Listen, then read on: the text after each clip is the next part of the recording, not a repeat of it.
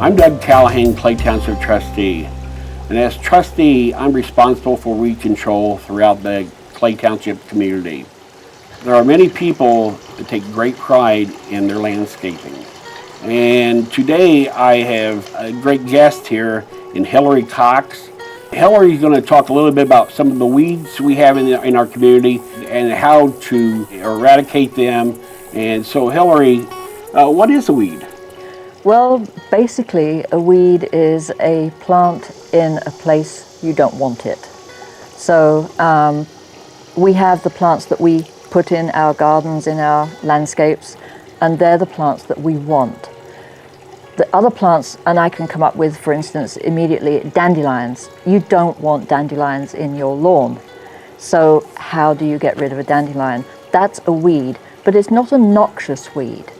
Invasive species are defined by the federal government as species that come from somewhere other than the United States, come into the United States, and cause economic, environmental, or harm to human health. That's the definition. So for an invasive plant, that means any plant that's not from the United States, that's come in our case in Indiana, and is causing some kind of harm to the state. People often use the words weeds, and that's a less technical term without a very clear definition. And so many invasive plants could also be called weeds. And when people bring up the term noxious weeds, they're talking about a particular very small group of plants that under state law in Indiana are called noxious weeds. And there are really only a few species, Canada thistle, Johnson grass, and they are all threats to farmers and agricultural crops. They are not the kinds of things that most of us are concerned about that will go out and invade a forest or a wetland or a prairie. So it's a very small group of species that are banned in Indiana. Invasive plants is a much broader definition that encompasses all of the plants from some other country that are causing damage to the state. When we talked about the noxious weeds, are they native plants? Are these plants that are brought into this country, or are they native to America, or do they fit both arenas? They are in both categories. Some of the invasive plants that are in people's yards were planted there intentionally as an ornamental plant, either for their appearance or as a wildlife benefit. The problem is that the seeds of those species are eaten by wildlife and dispersed into the natural areas. And they germinate there and they become competitors with the native species in those natural forested sites. What most people don't realize is just how much they are spending from their taxes on eradicating invasive plants. Invasive plants, when you look at all of the impacts that they're causing across the United States, whether it's impacts to farmers and raising crops, whether it's impacts to forest industry and the value of forested lands, when you add all of that together, estimates have ranged from $30 billion to, I've heard, as high as $150 billion each year in terms of control costs, costs of lost opportunities, loss of economic gain on lands. So it's altogether a really pricey problem.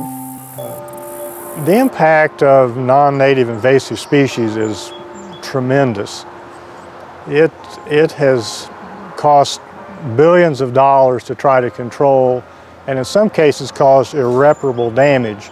It just goes on and on. There are new plants that, whether intentionally or non-intentionally, have been introduced that are becoming more and more of an issue. And it's creating a major negative impact to our natural areas and also to the economy of the country. What's being done at the state level on the eradication of these weeds? Well, it's very, very recently that we've actually had some action at a state level.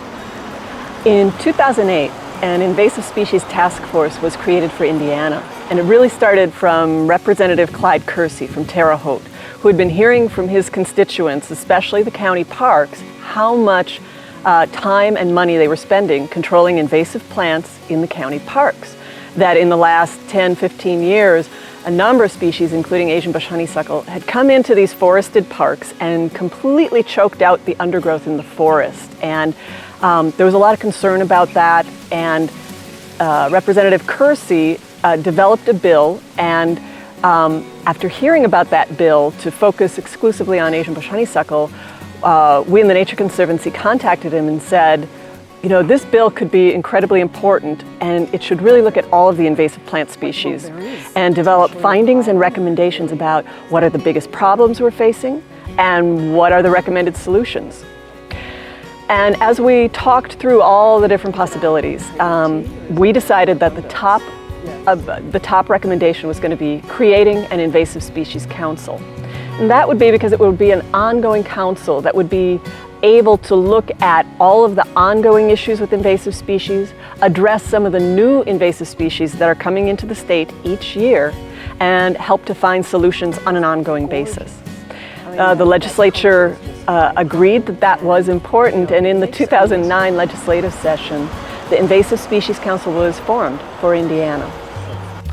And what we could do is perhaps take a walk around this garden we're in, and I can point out some of the plants that are native, some of the ones that we like to encourage even though they're not native, and then some of the weeds or plants in places we don't want them. Okay, so we're looking here at this flower bed, and what are some of the things that you can tell me that I would know the difference between an invasive weed and a flower that naturally should be there? Plant recognition takes time, and sometimes you have to go to a book as well. I still have to do that myself. We can look here at these plants, and what we're looking at are both non-native plants. The boxwood hedge actually comes from Asia. This is an Asian variety. A lot of the ones otherwise come from Britain, close to where I was born. And then behind that we have a plant called liriope, which looks like a grass, and in actual fact that makes it sometimes difficult to know what to weed out and what to keep, because it is grass-like, and when there's no flowers, how do you tell the difference between that and a grass?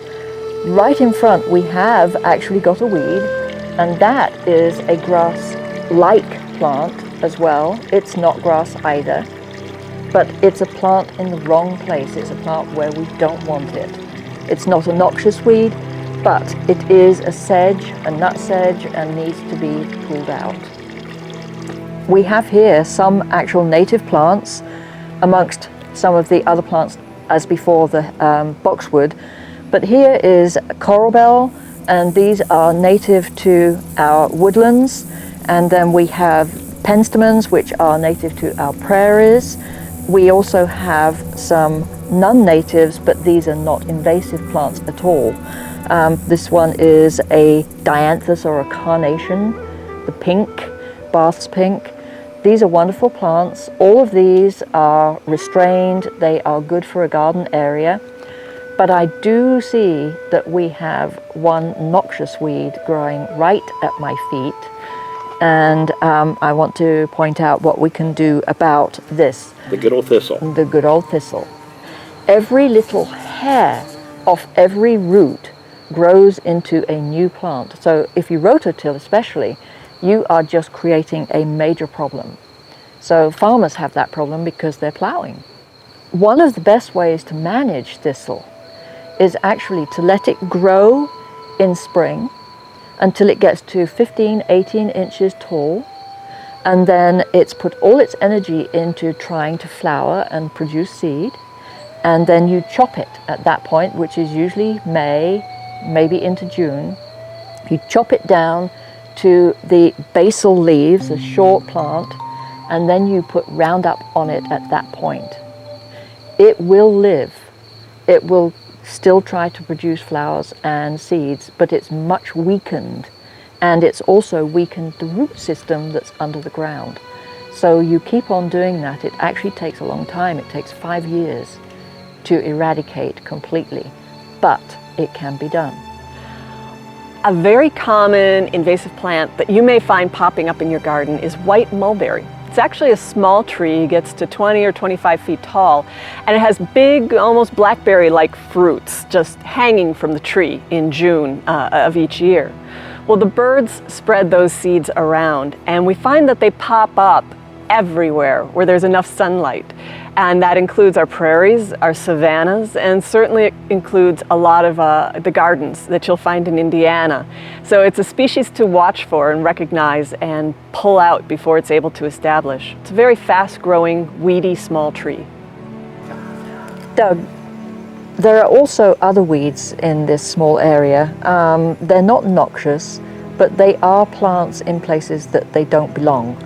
There are some in front of me which are actually tree seedlings, and obviously you don't want a major tree growing in the middle of a flower bed. So those are the kinds of things that you need to just keep on top of. Another plant that I do want to point out, it is also toxic, and really don't want children getting to it. It's called deadly nightshade, and has pretty little flowers, and then it gets a fruit. So you don't want to be eating that fruit. So growing up on a farm, this is not something I should be eating? No. Okay. So you want to be able to show your children that these are not edible, or make sure that these don't stay in Now, your are yard. these native to They are native America? to Indiana. Okay. Yes. In my own division that I work, the DNR Division of Nature Preserves, we spend considerable effort in keeping the invasive exotic plants under control, or hopefully out of our nature preserves. There are over 250 nature preserves in the state, and it's not simply a matter of declaring a site a nature preserve and then leaving it alone and that's it, because every one of them is threatened by the proliferation of exotic species.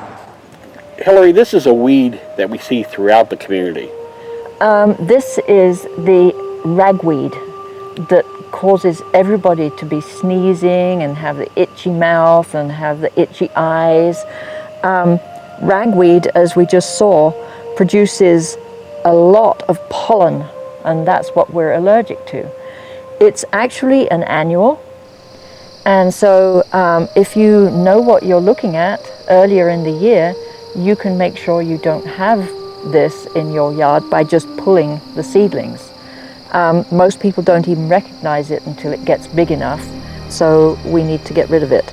And the way to do it is to pull, but at this point it's much more difficult. The roots have got very established. It will die this fall with the first freeze, and then the seeds will have distributed and you're going to have a lot more plants for next year. So you said something about this being an annual. Okay, explain to myself and our viewers, what's the difference between a perennial and an annual? Okay, an annual is a plant that sows its seed in 1 year and comes up as a plant the same year and flowers and sows seed and dies. That's it for that plant. Okay. A perennial is a plant that stays alive, though mostly dormant, underground during the winter and comes back year after year. The same plant, the same position. They can have seed which will sow around and you get new plants too, but the original plant will come back year after year. Hillary, behind us is a what I think is a beautiful plant. It's called a burning bush.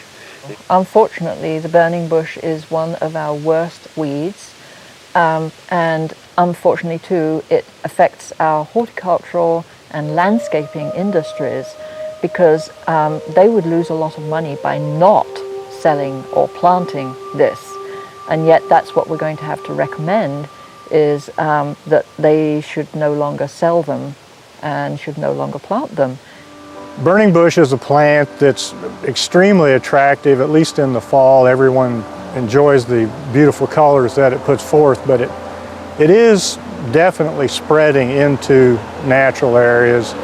Again, it has seeds which the birds like, other animals like, and it's being dispersed into natural areas, and that becomes a competitive species with the native plants.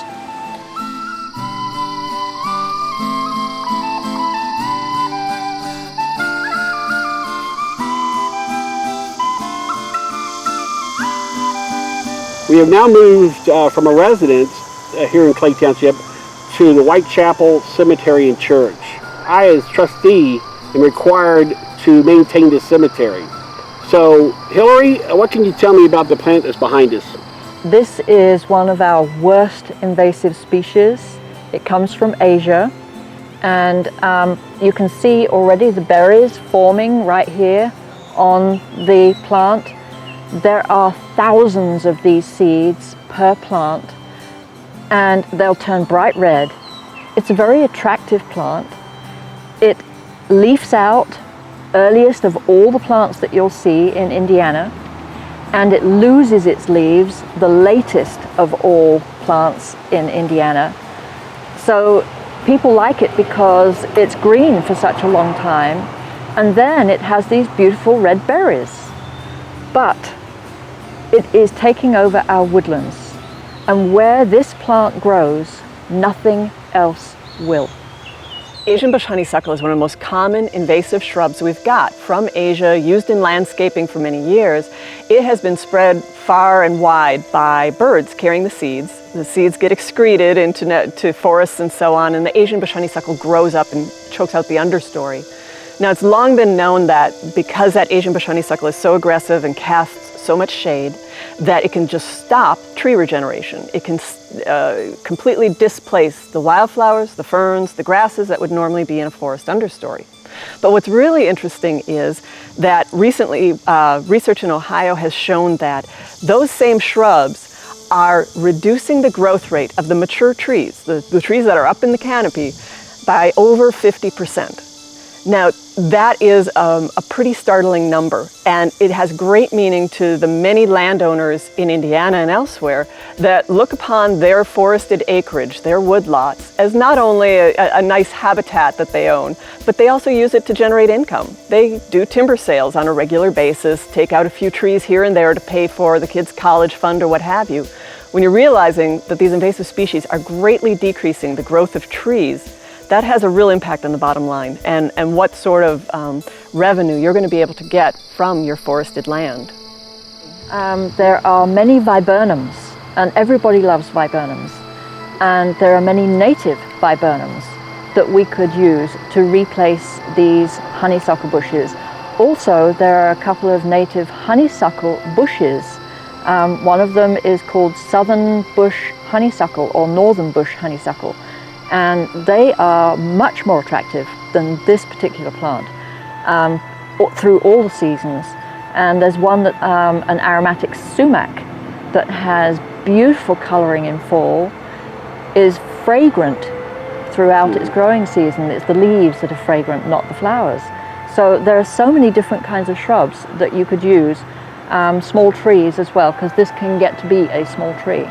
So it's a good idea to remove these if you have them and use some of the substitutes. Okay. And that's another thing about this plant.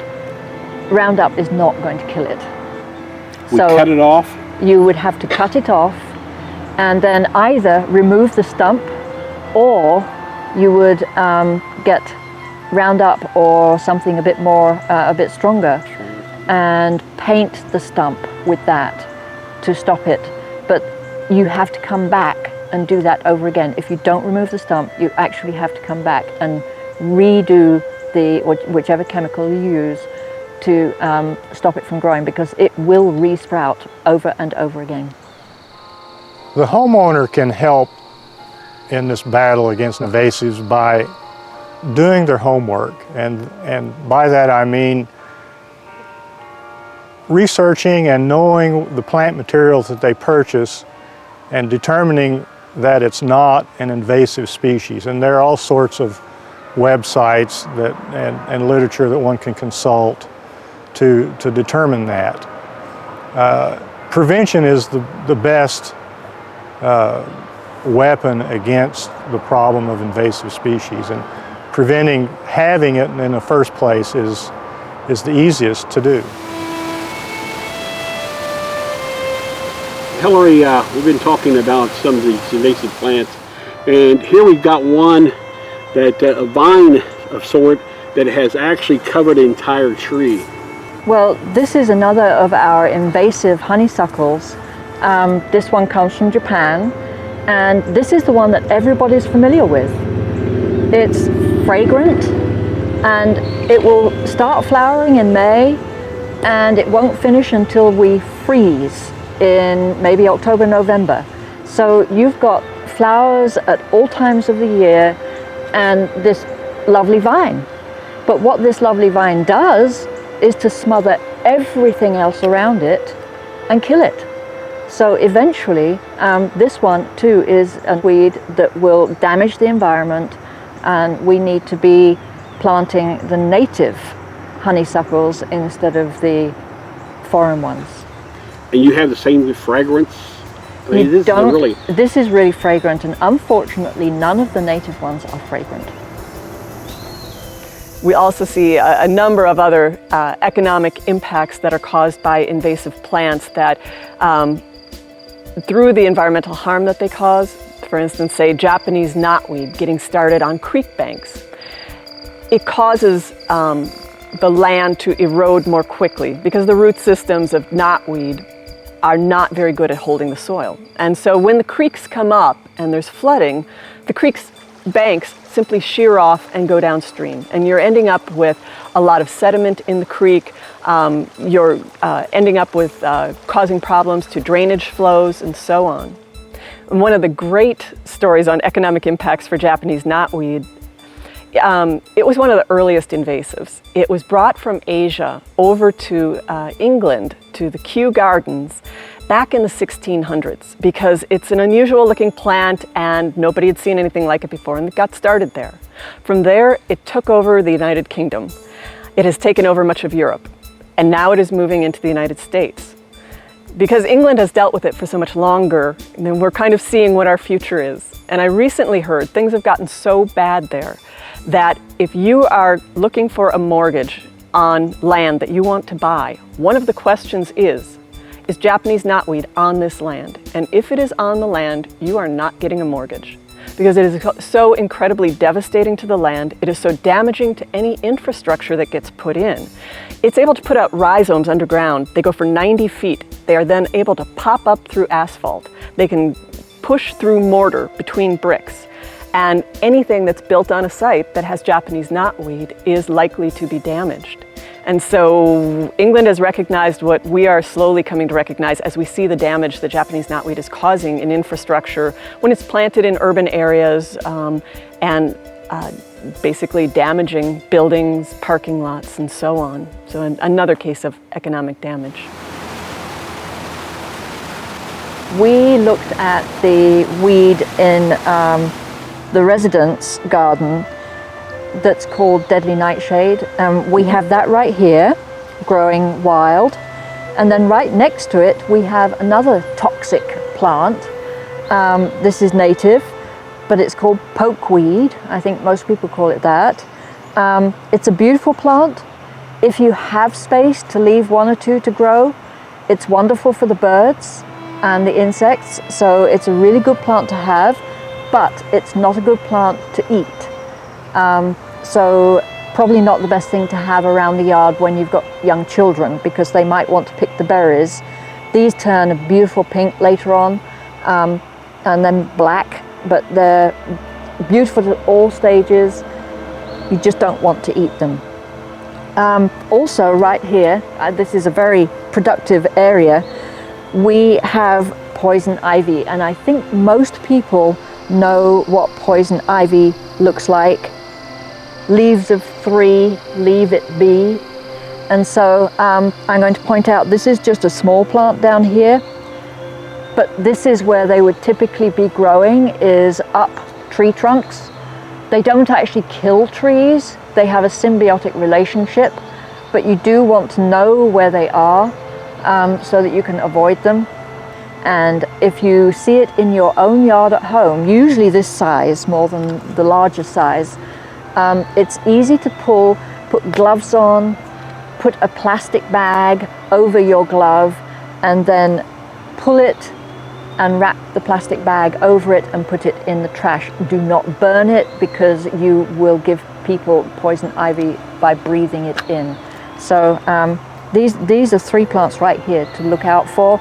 These 2 are easy to get rid of just by pulling. The poison ivy, you need to be more careful. Well, is there a myth to the fact that poison ivy, even though when it does die, it turns brown, that it's still, you can still get the oil on you? You still can get it at any stage. You don't want to touch it. If you're allergic to it, you do not want to touch it at any stage of its life cycle or dead. There's another shrub that used to be planted a lot more than it is today, but it's still definitely around, as a shrub called autumn olive. It was planted primarily as a wildlife shrub, produces attractive little red berries that birds and other wildlife like. And that was fine until, like some of these other invasive plants we've talked about, it's starting to spread, showing up in forest environments and fields and so forth. And people still have that in their yards, or are planting it in a few cases to attract wildlife. But there are other native species that would be less of a concern to the natural areas, because they wouldn't likely invade them like autumn olive has. Well, here we have another vine climbing a tree right next to the poison ivy climbing a tree. And this can actually be mistaken in its early stages for poison ivy, because in its early stages it only has 3 leaves. And so it just looks entirely the same. But if you wait until it produces 2 more leaves, then you know it's Virginia creeper, which is fine to leave. You can use it on your house. It can be a bit destructive, but nevertheless it makes a nice cover for a wall. And it is a symbiotic relationship, once again, with the trees. So a good plant. This plant in front of us is called jewelweed, and if you rub the leaves of that on the poison ivy, where you've touched your skin with the poison ivy, it will stop the poison ivy from developing. So this is a really neat plant to have around. We have 2. It's a native impatiens, actually. We've got this one, which is the orange flowering one, and I saw back over here in the cemetery another one, which is the yellow flowering one. So you have some really good plants in here, as well as the invasives. And from there I'm going to point out that right under your feet is another of our worst invasive plants, Vinca and Euonymus. 2 of the ground covers that are used all the time, everywhere you go, are amongst our most invasive weeds. We're talking about this plant? Yes, talking about the ground cover. And if you stand up and look all around you, you'll see it everywhere. And once again, it kills everything else. It's bad for our environment. We need to, if we have to plant it at home, it needs to be restricted by concrete, and it should never be planted along the edge where there's woods. 2 very, very popular garden plants are winter creeper and vinca, also called periwinkle. The reason they're so popular is because they are evergreen ground covers, and evergreen ground covers that grow thick and dense are pretty good at keeping the weeds out of your garden. So many people like that you get the winter color, they keep down the weeds. The problem is that both of them have the ability to move out of your garden and into a natural area. And they will grow just as thickly and densely there. And in that case, they're keeping down all of the native plants that are growing in that forest. We've got literally hundreds of acres of nothing but periwinkle in southern Indiana, mainly because it was planted in the 1800s by cemeteries and home sites, and it has slowly made a carpet of green over the hills. And so it's one that can become a real problem. Winter creeper is even worse than vinca because winter creeper is able to crawl up trees, which vinca can't. And when winter creeper goes up trees or fences, it's able to produce flowers and fruits. And the birds will come, take those fruits, and move it quite a ways from where you have it planted, and unfortunately into a natural area, a forest somewhere. So both are species to avoid in gardening.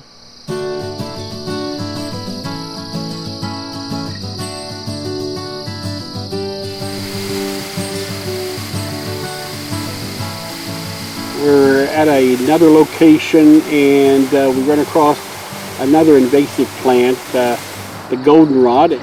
Well, what's actually happened is that the other plants that used to grow with it that would restrict its growth have been removed by building and by grass, by human habitation.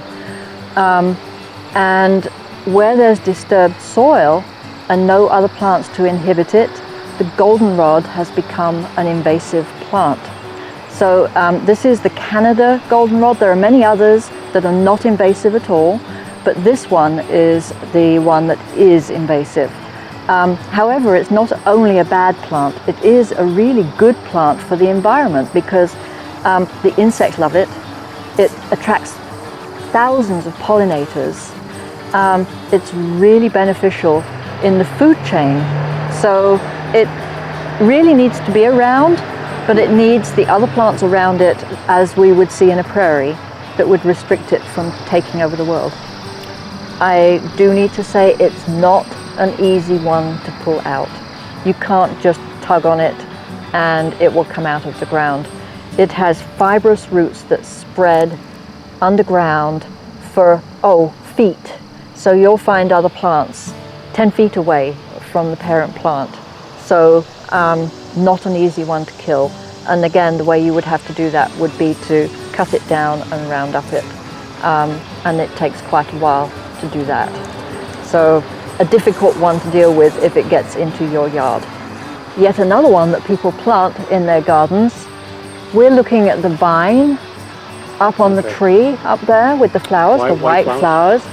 It's called sweet autumn clematis or clematis, but that one will kill a whole tree in short order. It will climb everywhere and then it self-sows, so the seeds get spread everywhere. They blow on the wind, they get eaten by the birds, they get distributed everywhere. And it takes over the edges of woodlands, just completely blocks off all the light and kills trees.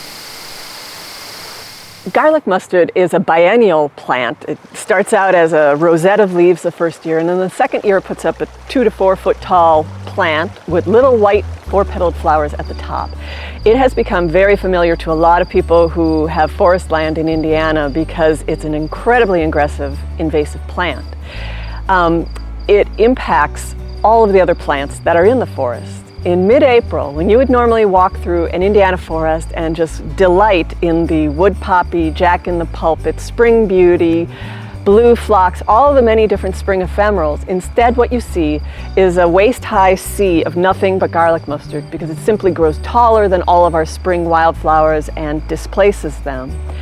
It's also some very interesting research has been done to look at what is it doing to the soil, and it's been found that garlic mustard is exuding a toxic chemical that is killing all of the mycorrhizal fungi in the soil. And mycorrhizal fungi are what our native plants use along with their roots in order to better be able to absorb water and nutrients. It helps them grow faster. It's this mutualistic helping each other association between the fungus and our native plants. Well, garlic mustard comes in, exudes this poison, kills all the mycorrhizae, the native plants can no longer grow very fast, and garlic mustard just steps in and takes over and has that unfair competitive advantage. So we're finding out that there are a lot of impacts that we don't necessarily see that are explaining why these species are so successful and so able to displace all of our native plants. Yes, we have a really nice little corner just right here. I don't see any invasives in here. They are all good native plants. I know a lot of people would look at it and think it's a weed patch, but it truly isn't. We do have the goldenrod that we were talking about just now, but in this area, that's where it belongs, and there are other plants to keep it from getting invasive. We've got blackberry brambles or black raspberries. We have the pokeweed, which is turning to its berries, which are toxic, but it's still a good plant for the birds. And then to my rear here, we have our native impatiens, the yellow flowering one. So all of these plants right here are really nice, make a nice corner for any yard that will attract birds, butterflies, anything that you want. I was just looking back here, and I cannot believe the different types of bees that are buzzing around these flowers. Yes. It's just amazing. But, and this is what we like to see, because without those pollinators, we don't exist. Well, Doug, we've talked a bit about substitute plants that we can use as alternatives, but we haven't actually shown one. And right behind you is one of the best plants as a substitute for anybody who wants a vine that grows on walls or on fences, that is for shade as well as for sun, and it's just not invasive. So this is a hydrangea. It's a climbing hydrangea. It's not native, but it is not invasive. And one of the really neat things about it is that if you needed to repair the fence or repair the wall behind it, you can just pick it off the wall, lay it down until you've done what you need to do, and put it right back up against the wall or the fence, and it will stay right where it was. So it doesn't damage anything it's climbing on. Very good substitute for the poison ivies and the Virginia creepers and the things that do damage to wall or are not good for our health. Probably our showiest invasive plant in Indiana is purple loosestrife. It's been around for a long time. It was probably in the 1970s or so that it started moving out of the cultivated areas where it had been planted, and it headed straight for the wetlands. And most of the wetlands in northern Indiana were greatly impacted by it. It grows so tall and so densely that when you look at the wetlands up there, it looks like a purple haze of nothing but purple loosestrife. It displaces our native plants that wetlands are usually full of. It does not provide the kind of habitat that wildlife in the area use. And in fact, there was some really interesting research out of Cornell a few years ago that it actually, one of the things you'll notice as you're going through purple loosestrife, big plant, big purple flowers, is that there really aren't many animals left when you're walking through. And in particular, there are no toads. The reason it turns out is that purple loosestrife drops all of its leaves in the fall, and there are so many leaves, they change the water chemistry, and it makes the water more acid, and it kills the algae that the toad tadpoles need to eat in order to morph into an adult toad. So those toad tadpoles simply starve to death and are unable to become adults. There are many different impacts like that are not immediately obvious, but purple loosestrife is one that has a myriad of different impacts on wetland plants, wetland animals. It was made illegal to buy, sell, or plant purple loosestrife in Indiana back in the early 90s. And unfortunately, you can still occasionally see it for sale by well-meaning people who don't realize that's against the law. It's important to call them on that and make sure that you don't plant this harmful species in your garden.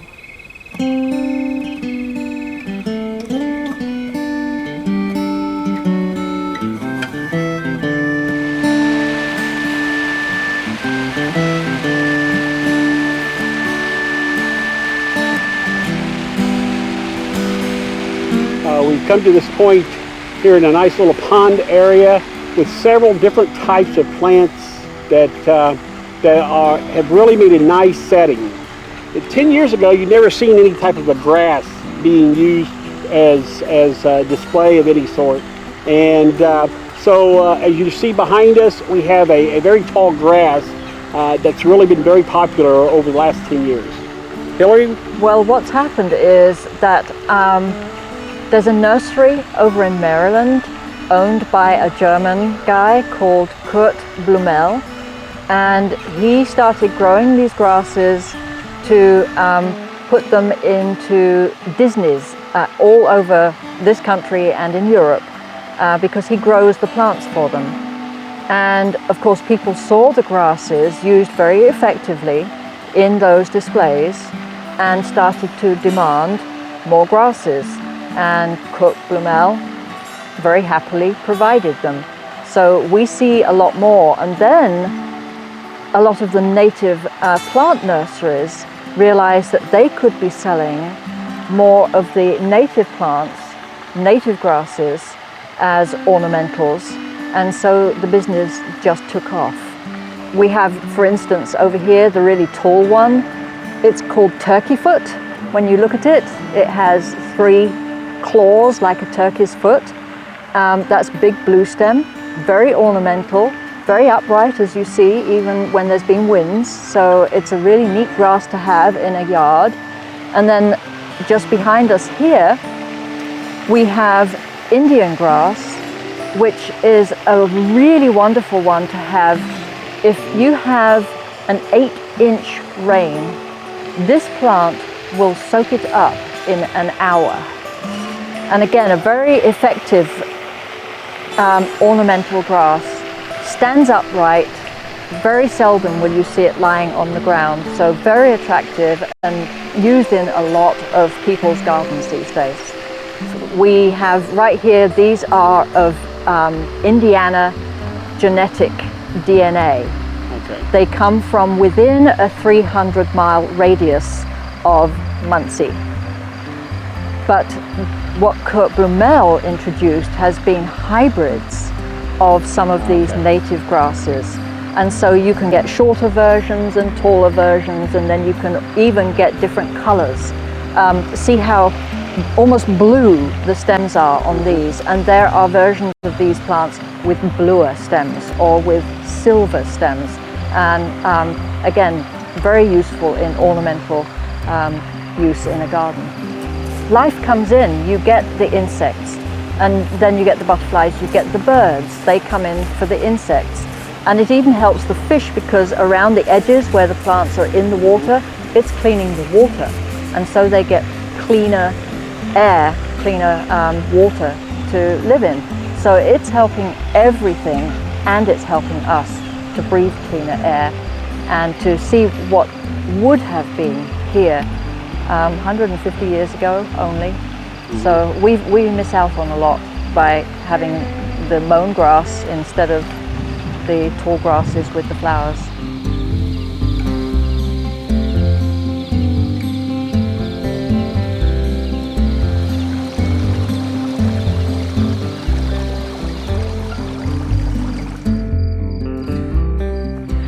In terms of the future of invasive plant species in Indiana, there's definitely good news and there's definitely bad news. And the good news is that there's a lot more people looking at this point and aware of the issue and looking at their own land and saying, I don't want invasive plants, I'm going to control these and eradicate them. And so, helping to reduce the problem.